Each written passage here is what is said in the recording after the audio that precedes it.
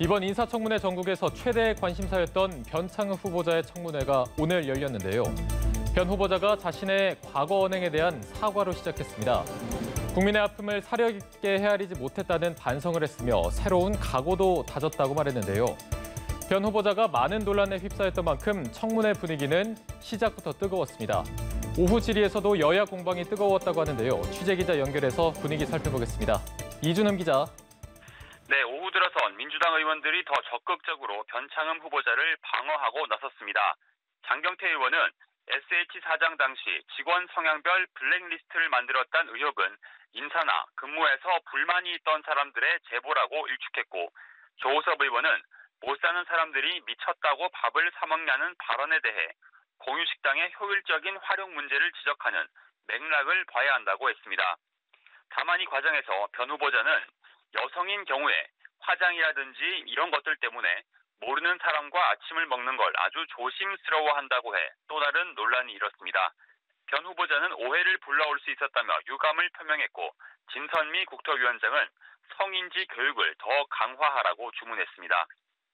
국민의힘은 변 후보자의 딸 특혜, 지인 연구 용역 특혜 의혹 등을 집중 추궁했습니다. 김상훈 의원은 변 후보자의 딸이 봉사활동한 곳이 후보자가 직접 몸담았던 곳이라며 조국 전 장관과 비슷한 아빠 찬스라고 지적했습니다. 하지만 변 후보자는 실제 지원 고등학교에서는 떨어져 아무 의미 없는 것이라고 해명했습니다. 지인이나 특정 학회의 용역 계약을 미뤄준 것 아니냐는 의혹, 또 서울대 환경대학원 동문을 임용하기 위해 인사정횡을 했다는 의혹에 대해서도 전면 부인했습니다.